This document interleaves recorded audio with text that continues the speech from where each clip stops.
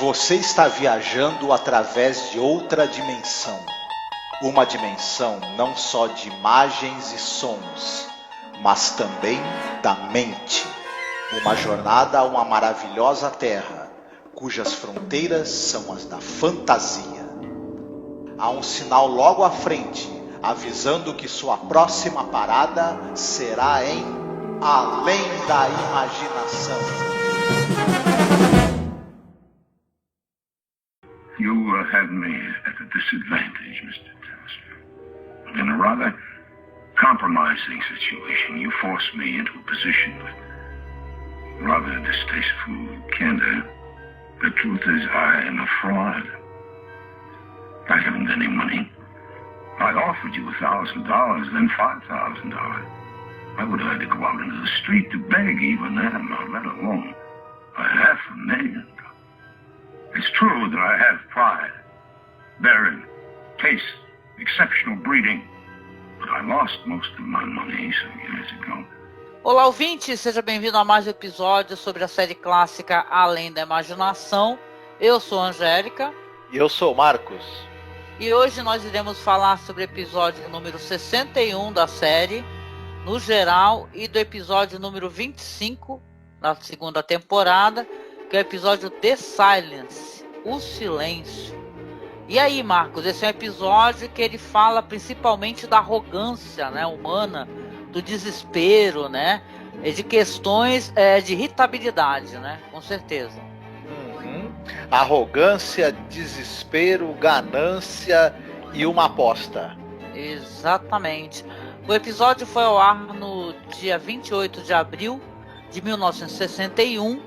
Ele é dirigido pelo diretor Boris Sagal, que, olha assim, é um cara, primeira vez, pelo menos, né, a gente gravou a primeira temporada inteira, a segunda temporada, e não recordo da gente ter comentado sobre esse diretor. Acho que é o primeiro episódio dele que aparece, né, na série de Além da Imaginação.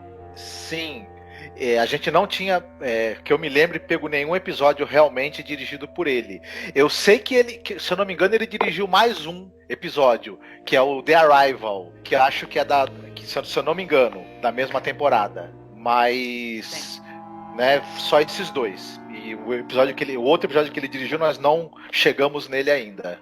Sim, o que eu sei do Boris Sagal é que ele dirigiu o piloto, né, daquela série Night Gallery, né, do Rod Serling, aquele episódio The Cemetery, né, e também dirigiu o fantástico The Omega Man, né, que é uma adaptação do romance do Richard Matheson, I Am Legend.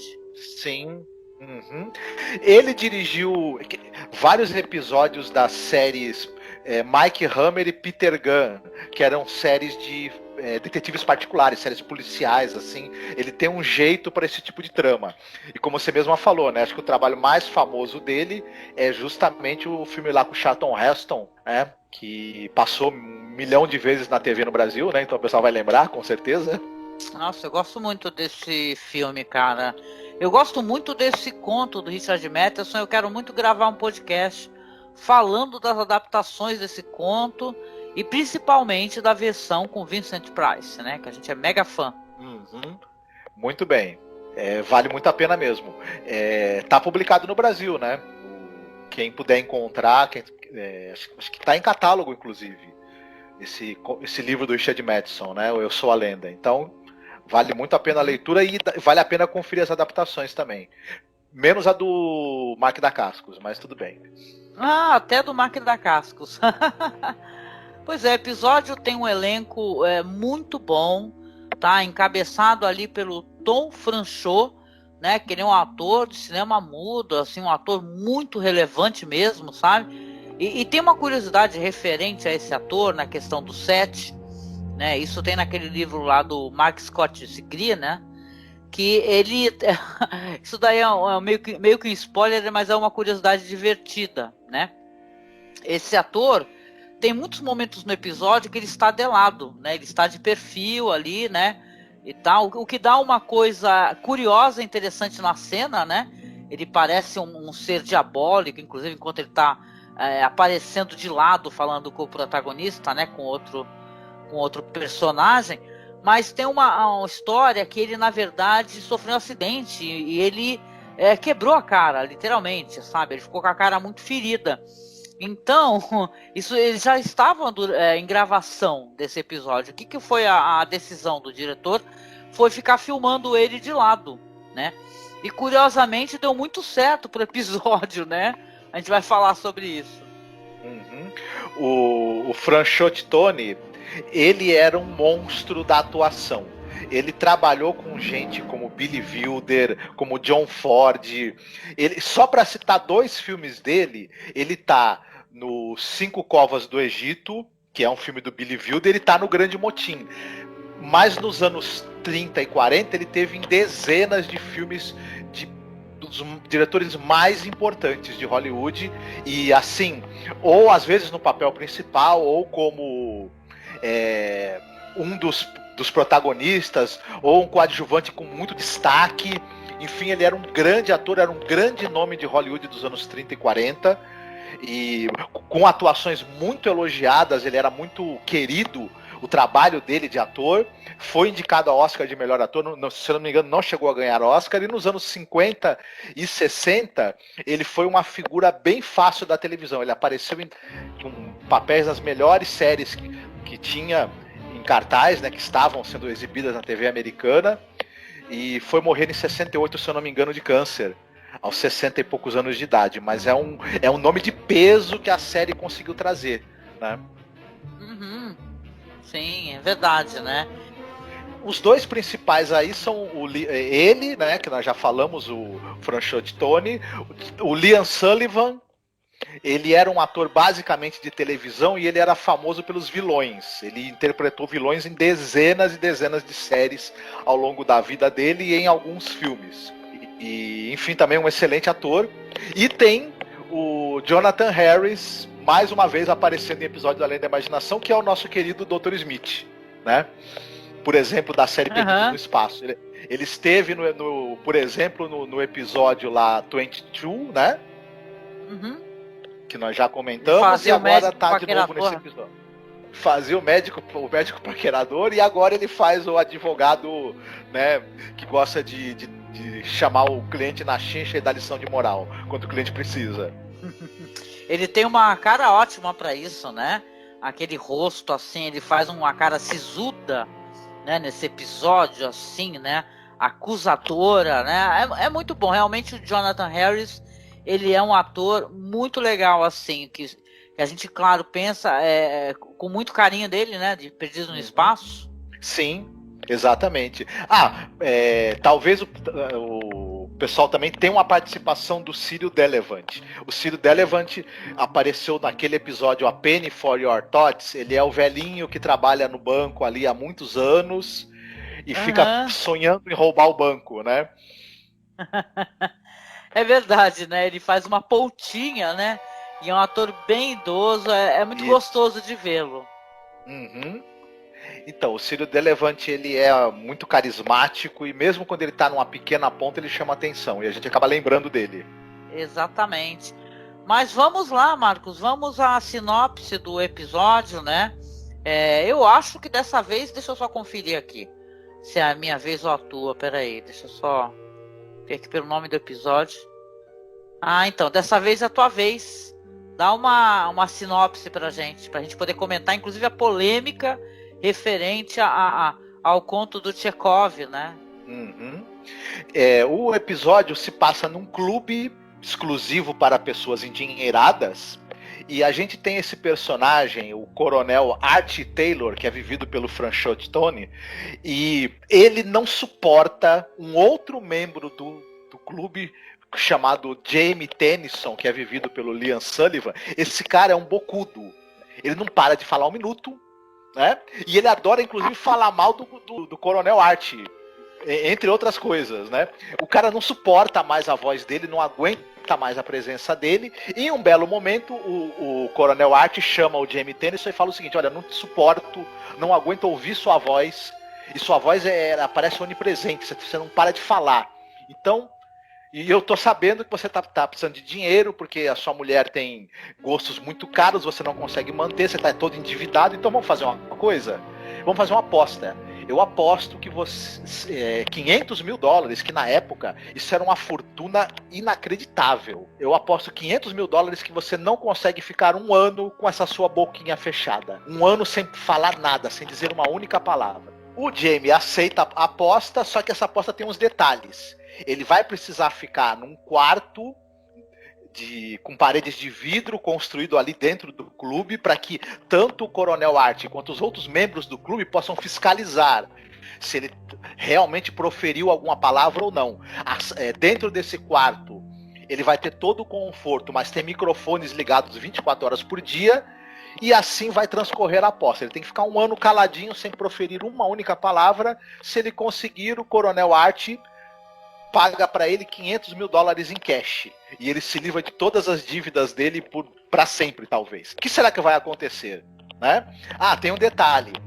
O Coronel Art, ele tem um advogado, né, que é o George Alfred, vivido pelo Jonathan Harris. E o advogado dele tenta, desde o início, falar para ele, olha, vê lá, o que vai dar isso daí, hein? Sei, isso pode ter consequências não muito boas. Pensa bem no que você está fazendo, mas o Coronel Art está decidido e a aposta vai se realizar, com resultados que podem ser imprevisíveis. Esse personagem, né, que é o interpretado, você chamou ele de Franchot Tom, né, mas ele tá para mim aqui como Tom Franchot, tá invertido, né, que faz esse Coronel Art Taylor. Ele é um personagem insuportável, ele me lembra essas pessoas, né, que querem ser superiores às outras, sabe, fala assim, fulano não tem educação, fulano fala alto, né? Como aquela história lá, por exemplo, Orgulho e Preconceito, sabe? Que o personagem lá, por mais que o pessoal depois acabe perdoando o personagem, né? Personagem, né? História de amor e tal, ele é mega escroto, né? E julga as pessoas pra caramba, tanto como esse personagem aí julga o Tennyson, né? Que é o cara que tá ali tentando convencer as pessoas a investir um dinheiro e tal. Um cara que ele fala, né? Ou seja, ele humilha o cara, né? Ele fala, você já gastou toda a sua herança, eu sei que você não tem dinheiro, que você está devendo para todo mundo, né? E que você está arruinado, né? A gente vem a saber que, inclusive, a esposa dele, como ele mesmo descreve, né? Ele fala assim que ela tem gostos caros, que na verdade ela compra na Tiffany's, né? Que é uma loja ali de uma joalheria famosíssima, né? Ela compra como se fosse um supermercado, né? Ou seja, ele está pobre, né? Ele é o Sor Jorah Mormont, para quem assistiu Game of Thrones, né? Que tá totalmente arruinado, né? Sem grana. Então, o personagem desse Coronel Taylor, ele é uma pessoa insuportável, né? A princípio você até consegue, né? Porque é fácil a gente estigmatizar a pessoa que fala muito, né? E tal. A pessoa que é muito hiperativa, conversa demais.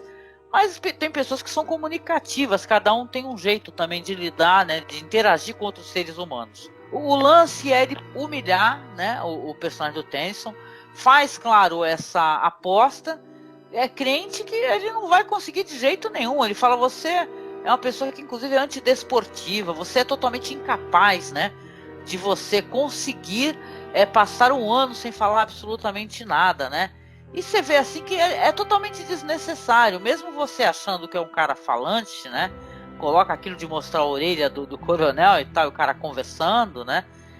Você vê que não é desnecessário agir dessa maneira, que certas verdades, né? Isso é uma coisa assim, né? Para se refletir. São verdades que não são necessárias de serem ditas, né? Se elas forem trazer humilhação e sofrimento, que é o que exatamente ele faz. E logo mais, né, Marcos, vai se comprovar o quanto ele é um personagem absolutamente detestável, né? Muito bem interpretado por esse ator, né? Uhum, exatamente. Mas essa coisa, essa animosidade, essa provocação entre eles é como se fosse, sabe, antes da luta, né, que os dois opositores vão se provocando, ajuda a criar uma excelente tensão entre eles. A gente através dos diálogos, a gente fica percebendo o quanto eles se detestam, o quanto um, na verdade, quer vencer o outro, e a gente vai entender as motivações, né? Até onde eles são capazes de chegar. É claro que a gente fica sabendo, em algum momento, sem querer entregar já o final, que o personagem do Coronel Taylor, ele é realmente um sujeito abjeto, né? Tudo bem que o Jamie Tennyson, a gente vai descobrir no final que ele também é um outro sujeito capaz de qualquer coisa, né? Mas isso tudo também é muito bem conduzido pela direção, achei excepcional essa coisa de você focalizar a orelha do coronel quando o Tennyson tá falando, e a voz dele, o que ele fala depois na cena é repetido quando você focaliza a orelha do coronel, e a voz, ela parece que tem uma reverberação diferente ali, como se estivesse reverberando dentro da cabeça do cara e importunando ele. Isso é muito interessante, esse recurso audiovisual. Tem uns movimentos de câmera muito interessantes, esse recurso que você mesma citou, que eles filmam o rosto do Franchot-Tony sempre do mesmo perfil, porque ele não podia mostrar o outro lado do rosto dele que estava todo machucado. Diz o Rod Serling que ele tomou umas porradas porque ele estava paquerando a mulher de outro cara, né? E o cara deu-lhe bons sopapos. Eu já escutei uma história que ele disse que sofreu um acidente, né, e tal, né? Mas eu acredito realmente que ele possa ter tomado uns sopapos também, né? Porque ele era um grande galanteador, inclusive dizem que ele era também um dandy, né? Um cara riquíssimo e tal, né? Porque ele era um ator muito venerado mesmo, né? O Franchot, né? Então ele realmente pode ter feito a contada errada. Se o nome dele parece meio com Franchona, né? Franchot-Tony. Bom, brincadeira. O Franchona-Tony. Franchona-Tony. Mas é isso. Essa maneira como eles filmam o rosto dele sempre do mesmo perfil, o diretor, ele foi muito sagaz, porque ele pensou, pô, isso é um problema, mas como é que eu vou usar esse problema como um recurso narrativo? Quando ele focaliza em primeiríssimo plano esse único perfil do rosto do Franchot, ele tá meio com o pescoço duro, né? Ele não pode mexer o rosto, porque senão a câmera pode, sem querer, focalizar o lado que não deve. Onde tá os ferimentos. E ele usa isso com aquele plano de conjunto. Ele joga esse rosto dele no primeiro plano e vai mostrando também o que acontece de fundo. É como se esse rosto, como se ele estivesse dominando toda a situação, né? A influência dele é que tá fazendo todo aquele jogo doentio acontecer. Isso, enquanto recurso narrativo, ficou muito bacana. Claro que tem o George Clemens também, o diretor de fotografia aí, que, né, ele não era fácil, né? Sim, nossa, muito legal. O episódio é muito criativo, né? Como ele quer contar essa história para mostrar a passagem do tempo. Fica o tempo todo aquele pêndulo do relógio, as coisas acontecendo. Tem muitas sobreposições, tem muita criatividade. Esse episódio, inclusive, né, comentando já aqui que a gente já fez a sinopse, rolou uma polêmica depois, mais pra frente, o Serling falou sobre isso numa palestra, né? Aonde se pergunta a ele o seguinte, porque tem uma história, tem um conto do Chekhov, né, chamado Aposta, que é uma história diferente. Eu vou até contar um pouquinho aqui, né, para vocês. Mas o Serling foi perguntado a ele se ele sabia dessa história, se ele conhecia. Ao que ele respondeu que não conhecia e tal, mas ele falou que essa é uma história que não é tão difícil assim. Ele colocou algo assim, né, do gênero, né, de você criar uma história assim. Eu acho até que a história do Serling, ela tem tons muito mais dramáticos e tétricos, né, pro final. Mas a história do Chekhov também envolve uma aposta, só que é um banqueiro, né, que chega para um advogado e, no caso, fala para ele que se ele aguentaria o isolamento ali por 15 anos, né, e tal. Oferece a ele o quê? A quantia 2 milhões, até um valor maior, né, do que a gente está vendo aqui na história do Serling. E, no caso, ele ficaria preso ali numa cela, né, na propriedade do banqueiro. Ele não tem a restrição da fala, no caso, né? Mas ele poderia solicitar livros, instrumentos musicais, vinho, tabaco, comida, enviando ali um papelzinho ali com uma solicitação por uma pequena janelinha, né? Que está ali especificamente para esse fim. Só que é uma história interessante, né? Que eu fiquei com muita vontade de ler, inclusive. Por quê? Porque enquanto ele está ali encarcerado, ele começa a fazer uma busca por conhecimento e leitura. Então ele começa a ler livros de história, religião, linguística, manifestos políticos, literatura. Diz que os cabelos e a barba dele começam a crescer, ele vira tipo um Beato Salu, né? Algo assim, a gente brinca, né? Por causa da aparência, né? Mas ele sofre assim torturas emocionais, né? Escutam ele chorar, né? O choro vindo através da cela dele. O caso dessa história, só para poder me acelerar aqui, né? Que quando chega no final, né, desses 15 anos, né, o banqueiro também começa a ter problema ali por causa de maus investimentos e tal. Ele também não tem a grana que ele teria que pagar, né, para o advogado, porque o cara conseguiu. Mas o que acontece? O cara, isso é muito interessante, né? Ele acaba rejeitando, na verdade, o dinheiro do banqueiro, né? Fala que ele, através da educação e tal, ele mudou a perspectiva dele e tal, sobre as coisas. Ele tem uma outra percepção sobre a questão de dinheiro, né? É uma história que tem um final diferente, né? Diferente dessa história do Serling, né? E eu, falando pra você assim, eu acredito realmente que o Serling não tenha ser baseado especificamente nessa história do Chekhov, sabe? Até porque ele cria uma história que tem um tom meio fáustico, né? Você estava falando aí sobre essas tomadas aí de perfil do Franchot e porra, é uma coisa totalmente demoníaca, né? Ele aparecendo de lado e falando assim com aquela expressão, ele começa a contar falar pro cara que, olha só, o cara já faltava faltando 3 meses, 4 meses, algo assim, quase um ano, falar que a mulher dele estava traindo ele, que todo mundo estava vendo ela entrar no carro com o cara, né? Ele fica sacaneando, porque você aí já desconfia, obviamente, que ele não tem essa grana também, né, Marcos? Exatamente. A gente desconfia disso até porque tem uma coisa que durante o episódio, o advogado dele, ele meio que canta essa bola, ele fala pra ele que você tem esse dinheiro mesmo? Você tem certeza? Quando começa as coisas a acontecerem e vai passando o tempo e você percebe que o Tennyson tá conseguindo ficar meses e meses sem pronunciar uma palavra, muito mais tempo do que a princípio o Coronel Art imaginava que ele iria conseguir. O próprio advogado dele começa a falar, cara, o cara tá indo bem, hein? Daqui a pouco o cara vai fazer um ano aí, você tem esse dinheiro? Tem certeza? A gente já logo, inclusive o próprio advogado canta essa bola pra gente, esse cara não tem esse dinheiro da aposta, né? Ele começa a oferecer $1.000, $2.000 e tal. Fala assim, ai cara, tá uma primavera linda lá fora. Pô, a tua mulher tá saindo com todo mundo, né? E é uma coisa totalmente indigna, né? Porque a gente vem saber depois que, na verdade, ele não podia fazer isso, né? Que ele tava fazendo, né?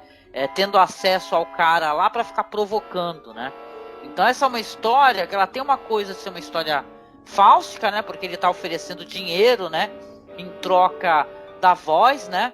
Mais pra frente a gente vai ver como realmente ele vai eliminar desse homem a possibilidade, né, da fala, né? De uma maneira muito terrível, né? Porque contando aqui, inclusive, o final da história, o personagem do Tennyson, sim, ele vai conseguir levar a cabo essa aposta, né? Esse um ano, né? Sem falar absolutamente nada, mesmo com as provocações todas do personagem, né, do Coroa lá, que ficou o tempo todo enchendo o saco dele, né, e falando pra ele que tá tomando chifre. Aí, cara, quando o cara desesperado, eles estão todos na sala lá, o advogado, né, os cavalheiros, né, porque aquilo ali é um clube de cavalheiros, né, e tal. Aí estão todos ali numa sala e o advogado percebendo que ele tá muito nervoso e tal, ele vai conseguir. Não, faltam apenas 2 minutos e tal, e daqui a pouco começam as 12 badaladas, né? Então, realmente, o Tennyson conseguiu. Quando ele chega, né? Ele entra, né? Isso é interessante porque ele tá nesse enclausuramento, mas ele tá muito elegante ali, com aquele hobby, né? Aquela roupa chique, né? De um cavalheiro ali da alta sociedade. Ele sai silenciosamente, para ali na frente ali do Coronel Art Taylor e estende a mão. Tipo, me dá meu dinheiro, sem falar absolutamente nada. E a gente que é espectador, e até os próprios espectadores da cena, né, estão muito ali curiosos, né, que ele está fazendo isso tudo muito silenciosamente. Parece que ele está fazendo ali uma provocação, né, não querendo inclusive falar nem no momento que ele pode falar, né. E aí nisso aí o Taylor começa a falar, olha, eu vou ser obrigado a assumir que na verdade eu não tenho esse dinheiro. Eu realmente eu tinha você em pouca conta, mas agora eu vejo que você é uma pessoa muito capaz, né? Você conseguiu realmente ficar um ano sem falar absolutamente nada e tal. E, cara, e você vai ficando, inclusive, furioso com isso daí, né? Você pensa assim, porra, essa aposta aí tinha que ter uma espécie de penalização para ele, caso ele não cumprisse a parte dele do acordo, né? O Taylor aí, né? Então você pensa assim, porra, né? Que merda, né? Quer dizer, o cara se ferrou, né?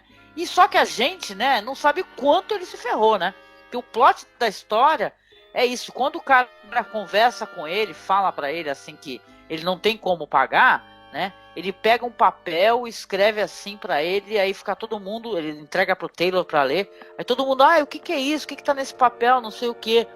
Aí o Taylor revela, né, o que o Tennyson escreveu. Ele falou assim, olha, eu achei que eu não ia conseguir, né, realmente ficar esse tempo todo em silêncio, e eu mandei cortar as minhas cordas vocais, né? Pam, pam, pam. Terrível isso, cara. Aí mostra, ele tira o cachecol e mostra a cicatriz, né, da cirurgia, né? Então você vê o que esse cara foi capaz de fazer por dinheiro, né? Os dois, na verdade, o que os dois jogadores, né? Porque isso daí também tem a coisa do jogo, da jogatina, né? Afinal, uma aposta, né? O que eles foram capazes de fazer, um por orgulho, né? No caso do Taylor, né? De arrogância, orgulho, e o outro por dinheiro, né? É uma coisa totalmente bizarra esse final, né, Marcos? Sim, a gente acaba dando uma guinada, de certa maneira, pra mim funcionou como terror, na verdade. Sim. Porque ele perdeu as cordas vocais, provavelmente perdeu a mulher também, porque nesse meio tempo o próprio advogado do Taylor fala que os boatos sobre a mulher dele eram verdade. E o Tennyson provavelmente perdeu sua esposa, perdeu a voz, e o Taylor, ele... eu acho que ele já estava morto por dentro como ser humano, e isso acabou de ser a desmoralização total dele perante a sociedade. Para aquele pessoal, eles saberem que ele não tem mais dinheiro é a mesma coisa que ele ter morrido. Então, os dois personagens se desgraçaram nesse joguinho sádico que eles fizeram, né? Eu ainda acho que nessa história, o mais repugnante dos dois ainda é o Taylor, porque para mim ele é o grande corruptor nessa história toda, né? É a empáfia dele que acaba movendo essa tragédia para acontecer. Mas é tudo muitíssimo bem conduzido, deixa a gente preso e mantém a nossa atenção até o final. Como você já falou, aquelas sequências também de passagem do tempo com o pêndulo, e de fundo começa a aparecer aquele fundo que tem na abertura do Além da Imaginação. É como se eles estivessem entrando num território sombrio, né? Num território onde tudo pode acontecer à medida que o tempo vai passando. É muito bacana esse episódio em todos os sentidos. Desde a ideia, o roteiro, a concepção e a execução são, olha, um chuchu. Nossa, é muito bom mesmo, né? E você vê, né, que o Rod Serling foi ali confrontado, né, e tal, que ele estava copiando o conto do Chekhov, né, e tal. Mas, porra, eu não li o conto do Chekhov, né, um dos maiores contistas, né, que já existiram. Mas é um final, assim, digno de qualquer filme de terror, cara. Digno de aparecer em Alfred Hitchcock Presents, sei lá, entendeu? O Master of Horror, né, que é um... Mas realmente, cara, é impressionante esse final, né? E sabe, não tem... Entendeu? Você falou da questão do dinheiro, né? E talvez, bem, eles estão num clube de cavalheiros, né? Que ali, pelo jeito, o que importa são as aparências, né? Quando ele fala assim, a minha palavra que vale, né? Todos aqui concordam, né? O Taylor, né? Que imagina se eu iria falar que eu teria esse dinheiro se eu não tivesse. E você vê o quão hipócrita, né? Que é essa questão aí, né? Então, na verdade, claro, os dois personagens têm defeitos, o Tennyson também, com esse negócio de querer ser o Jorah Mormont aí do The Twilight Zone, né? E fazer qualquer negócio para poder agradar a mulher dele, né? Então, sabe, é impressionante, né? Como é um episódio, assim, angustiante, né? Da série, episódio nota 10, muito bom. Esses clubes para cavalheiros ricos, brancos, conservadores, tradicionalistas e tudo, isso é o restolho do rebotalho da raça humana. É um negócio assim que eu queria saber por que alguém tem a mínima vontade de frequentar um clube como esse. Socorro, né? É nível, sei lá, maçonaria, por exemplo, que eu Não sei porque que alguém pode querer fazer parte de uma coisa parecida como essa, mas enfim, né? Tem gente que acha interessante, até sonha, né? Em frequentar esse tipo de clubinho nefasto. Fazer o quê, né?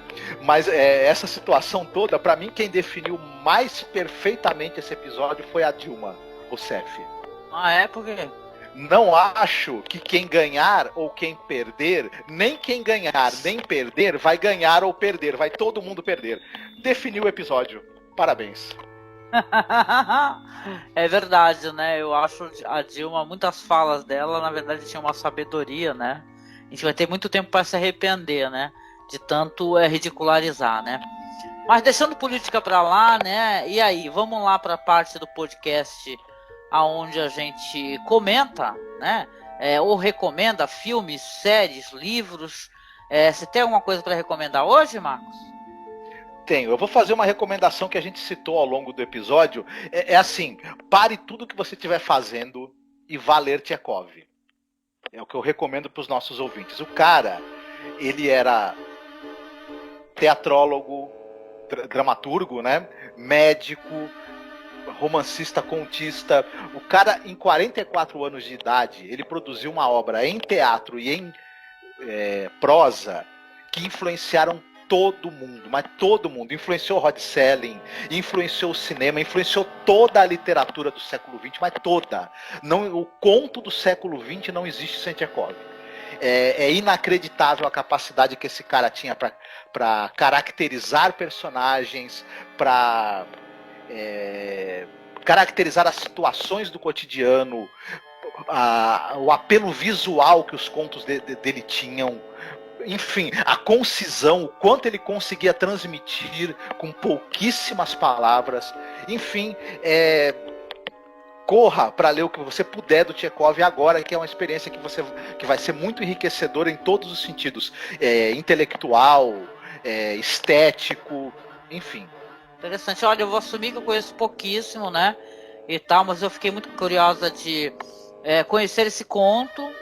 Tá? Não que eu tenha, inclusive, reduzido esse conto de maneira nenhuma, né, em prol do Rod Serling, né, mas, né, eu não creio, assim, que o Serling fosse descaradamente copiar algo assim, né, então, ainda mais um escritor tão famoso, né.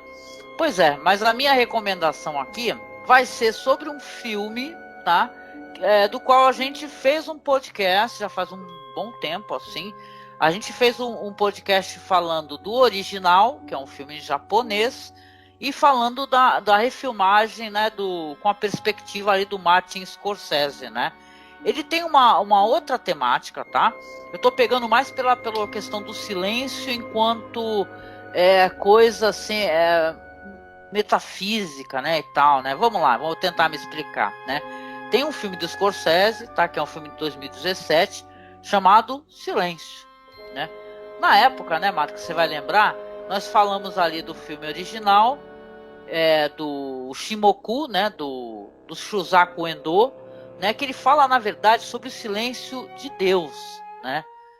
Tá aí, uma história muito interessante, é um filme muito polêmico, mas é um filme muito verdadeiro, né, ao mesmo tempo, apesar de ser baseado num livro de um autor japonês muito religioso, diga-se de passagem, né, mas o filme ele fala sobre o silêncio de Deus, porque são histórias de padres portugueses, que eles vão para o Japão, e eles acabam testemunhando a tortura de missionários. E nesse negócio da tortura, né, e inclusive os senhores lá, os senhores feudais, eles faziam com que os padres, né, renegassem a própria fé, né, coisa que a eles também tinha uma reflexão da questão do silêncio de Deus, né, em vista de todo aquele massacre, né, e tal, né. Japão, claro, tinha questões ali políticas ali muito emergentes, né? Que a religião também e o fato de ter missionários ali também não estava ajudando muito, né? Apesar que eles trouxeram algumas ideias ao Japão ali que eles depois acabaram aproveitando. No caso, assim, é um filme muito interessante, esse filme do Martin Scorsese. O filme ali também, o Shimoku, né? Que é baseado ali na história do Shusaku Endo, também é legal.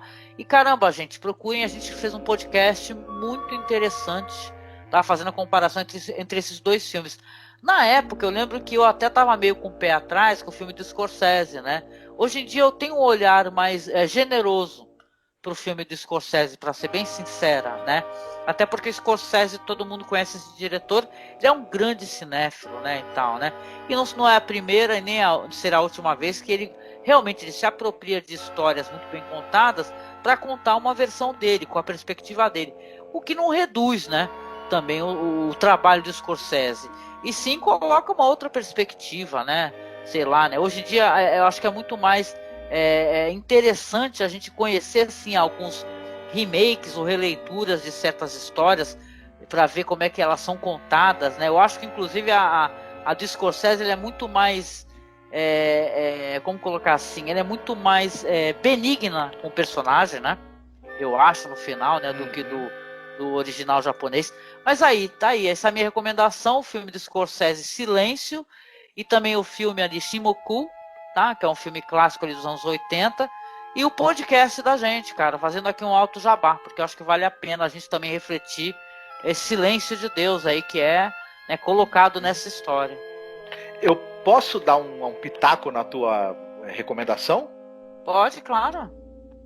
Esse filme do Scorsese, o Silêncio, ele faz parte de uma trilogia, que é a trilogia da religião. Na verdade, acaba sendo tratado como trilogia depois, a gente já sabe, né?